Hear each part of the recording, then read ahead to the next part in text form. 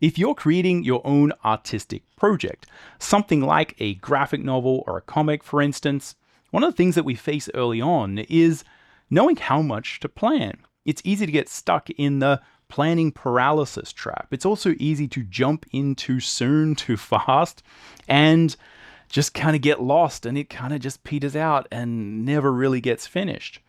I noticed that a lot of students do get stuck doing endless character designs, endless developments. They have these good concepts for the project that they want to make, but it just kind of never gets started. Like, quite frankly, often this just happens for years and years and years, and no one puts pen to paper for the first page or the first thing they're actually meant to make. On the other hand, I've had this happen many times where I get really excited about a project and I just kind of jump in and I'm like, I'm just going to do it. And the energy just kind of disappears after a while. I haven't really done the work that I need to properly kind of get that across the line and do the planning that's required. So what I want to talk to you about today in this video is a bit of a Goldilocks approach and a way to think about this that will hopefully allow you to harness some of that initial energy and kind of get started. Because you do have to get started. You can't plan forever. But on the other hand, you do have to have some structures in place. I'm going to specifically talk about the idea of character designs and designing your world in this instance. So just how to navigate that, make sure we actually get started and actually do the right amount of planning. So if you've been stuck with either starting too fast or getting stuck in planning, this video may help you out.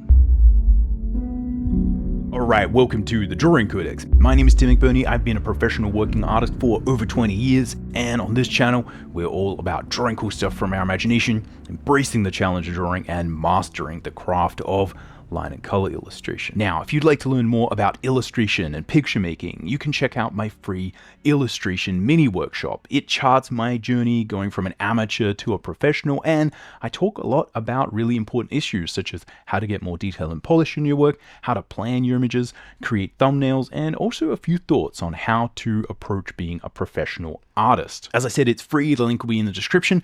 Go check it out if that's something you're interested in. Now, the Pinocchio project that I worked on, written and adapted by the amazing David Chevelle, based off Carlo Collodi's classic Pinocchio tale, is a great example of how planning could really derail this project, and doing too much of it was definitely a danger.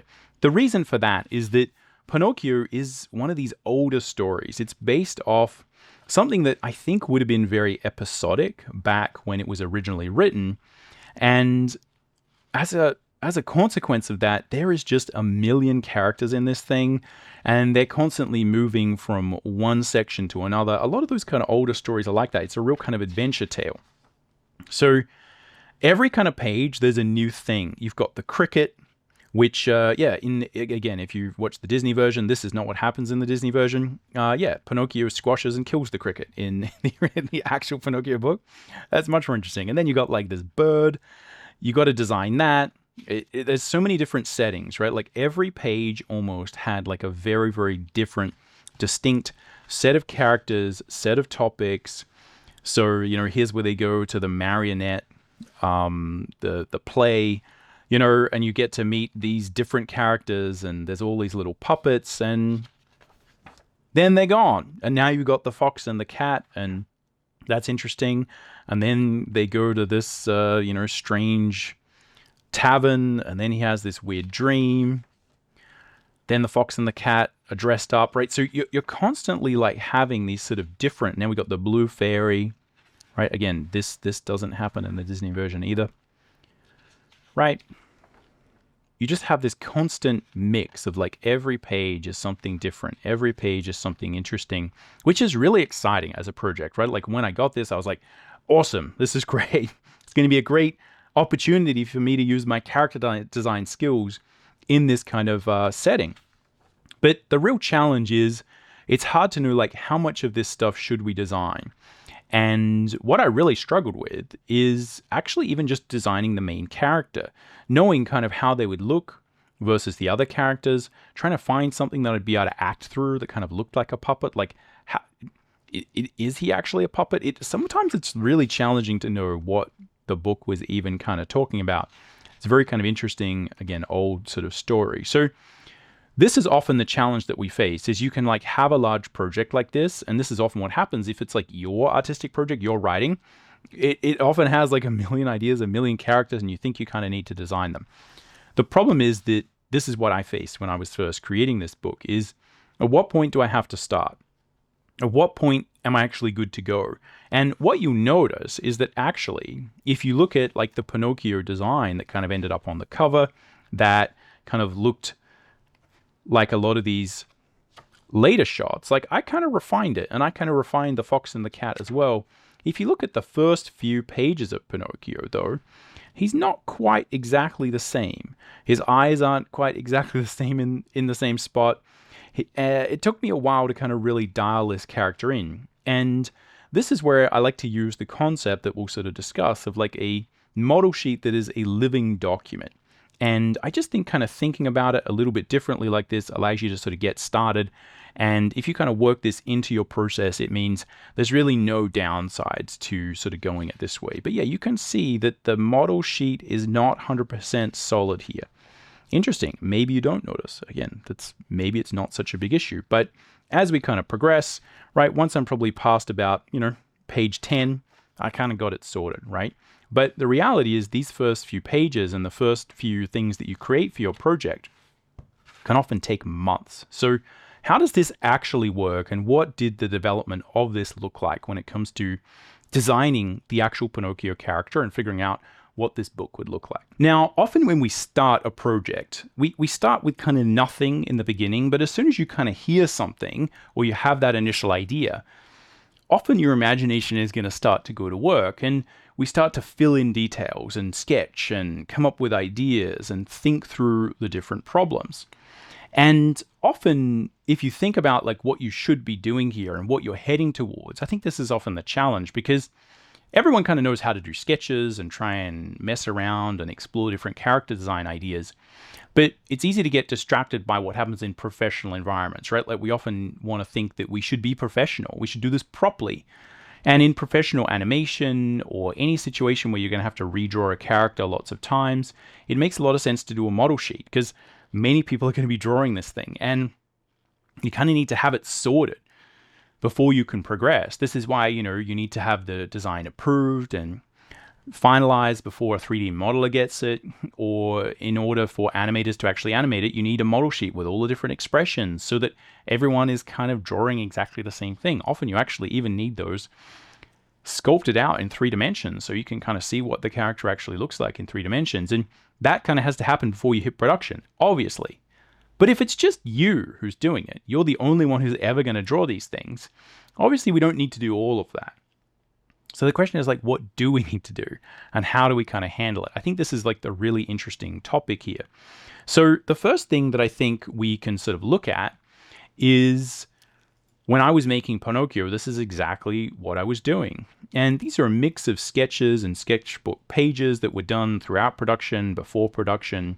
So when I would have a scene that would come up, like sometimes I would just have to make it up on the fly. This is not necessarily a fancy design, but I had to really think, like, what do the donkeys look like? Like, what does a donkey look like? How do I make that interesting?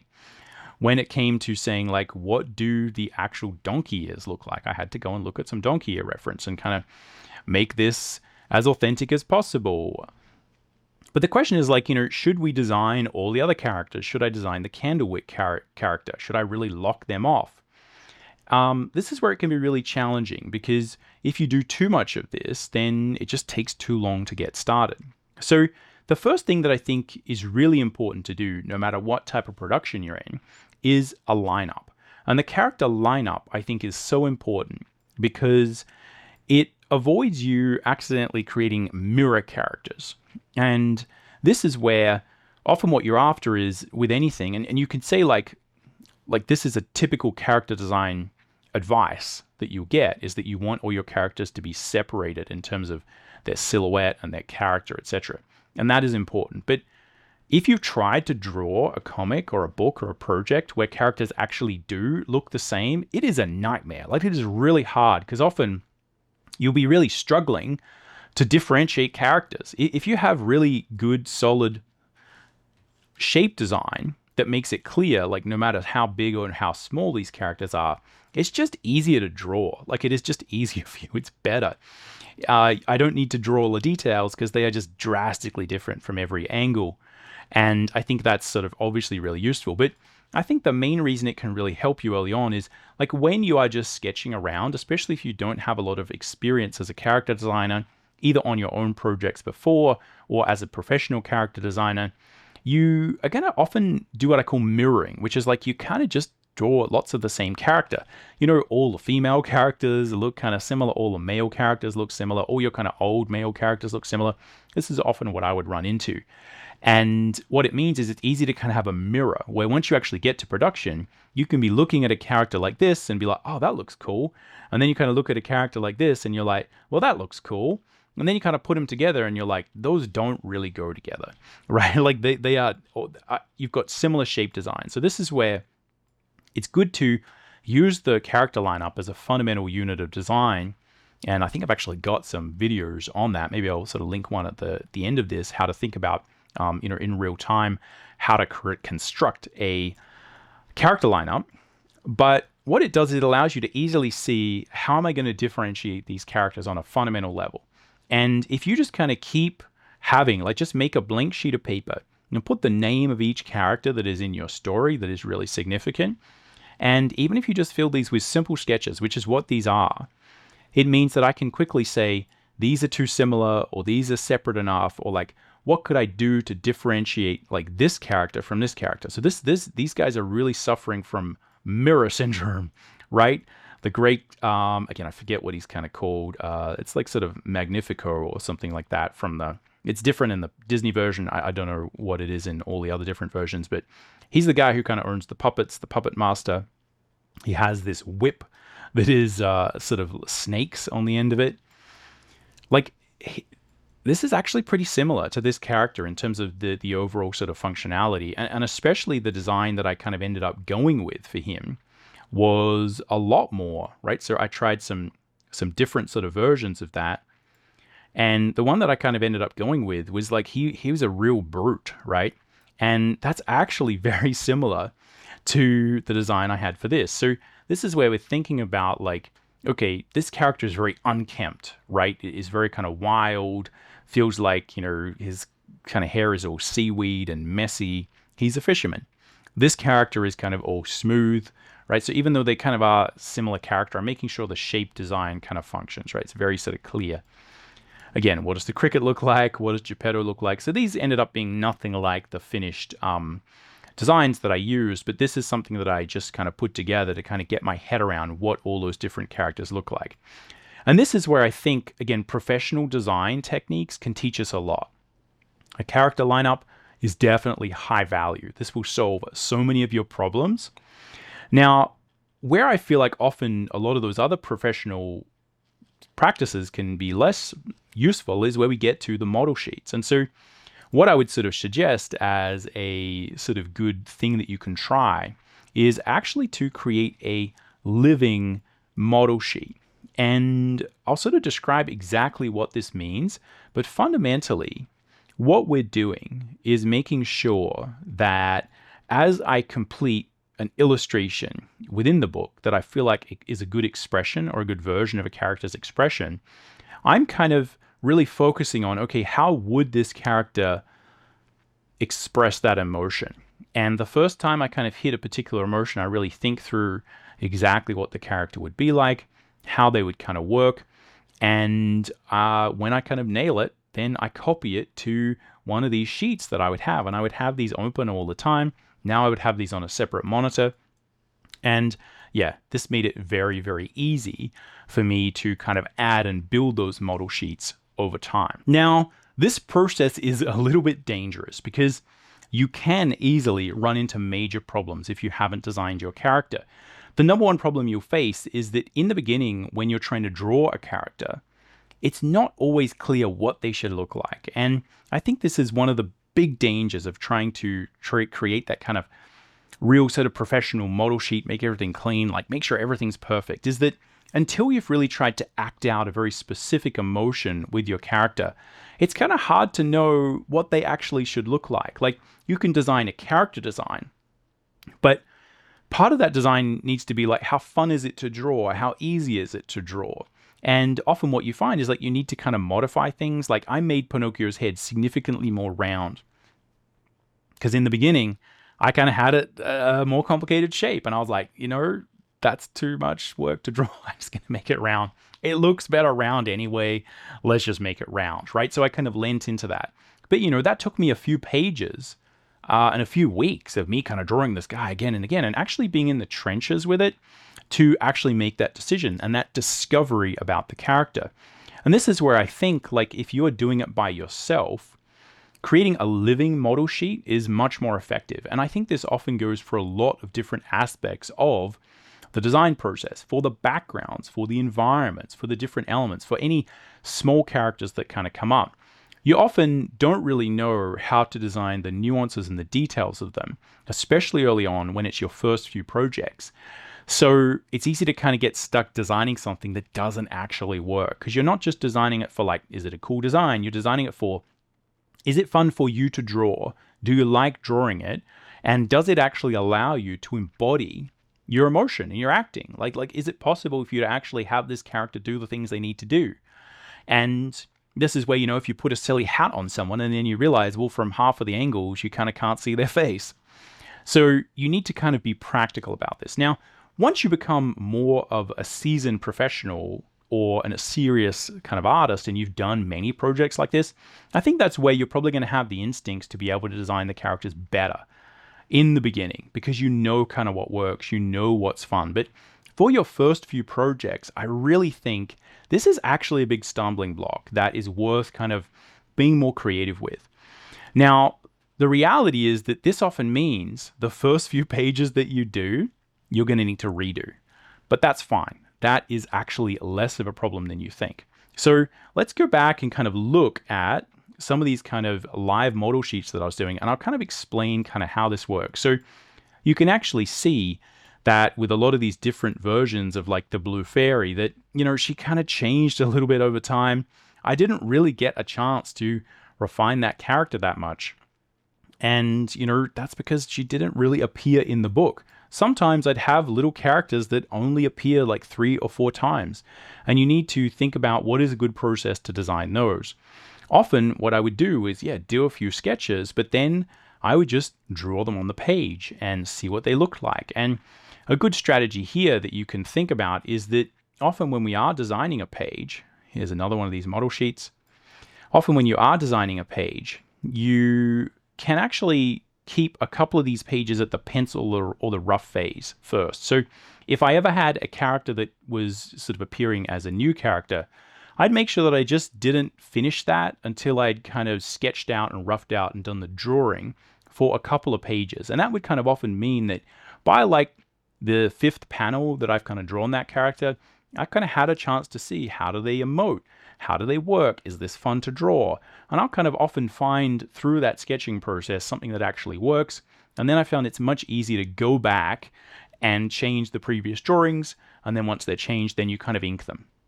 Now, you may, as I did, have a couple of situations where as I progress and figure out how to draw Pinocchio using this method, like this is a bit irresponsible. What happens is the Pinocchio looks a little bit different on page 10 to what they did in page 1. Just realize that is going to be the case if this is your first comic book project or first art project. It takes a lot of time and skill to be able to match a character. So that's fine, I think, to just kind of understand that the character is going to evolve, the character is going to change a little bit, and if you need to go back to page 1, 2, 3, 4, and 5 and actually redraw a character or make a couple of changes, like move Pinocchio's little eyes down a little bit, right? So one of the things I kind of really found is I just like this idea where his nose is kind of quite low on his face and his eyes are kind of next to his nose, right? They're on the same kind of line. And, in the beginning, I kind of drew them a little bit up. But it's really easy to just go back and like edit some early pages and you'll save significantly more time, like 10x or 100x of your time versus like obsessing and trying to get the model sheet exactly right. That's been my experience anyway. So this is kind of how I actually did it with the Pinocchio book, is I kind of had a living model sheet. And basically, anytime that I found a character design that really kind of nailed either the gesture, the motion, the mood, the feeling of the character, the structure of the character, like what they look like from one angle or another angle, then I just kind of locked that in. And I was like, that's a good Pinocchio. I'm going to copy that over. And I just kind of moved forward. And this allowed me that forward momentum anchored by a character lineup. And I would just continually sort of rinse and repeat that process for all the different characters that appeared. And that's really what helped me get started and actually move forward on this project, not get sort of stuck in character design paralysis, but also sort of have a system for it that was actually functional. This is not necessarily a solid, reliable way of doing things. We are a little bit jumping in before we're really ready, but here's the trick, and here's what I would say. If this is your first project where you're really trying to tackle this, this is often what you need to do, because the reality is often in the beginning, for me anyway, like I didn't know what a good character design was for me. I'd done professional character design, like I'd done it for games and other things, but so much of what I was exploring was like, what do I actually want to draw? What's fun for me? What looks good? What looks good with this project? What looks good with this writing? What do I actually need from the character? And what you may find is you need to open up. You need to actually make the character emote more or less. It's really hard to tell. And I think sort of refining all that stuff on your first project, on your first go around, is maybe not even going to be that useful. Even if you aced it and got it all correct, you may find that through the process of actually exploring the project itself, you kind of end up redesigning anyway. So I think that especially on your first go around, just kind of treat this as a living document, as an experiment.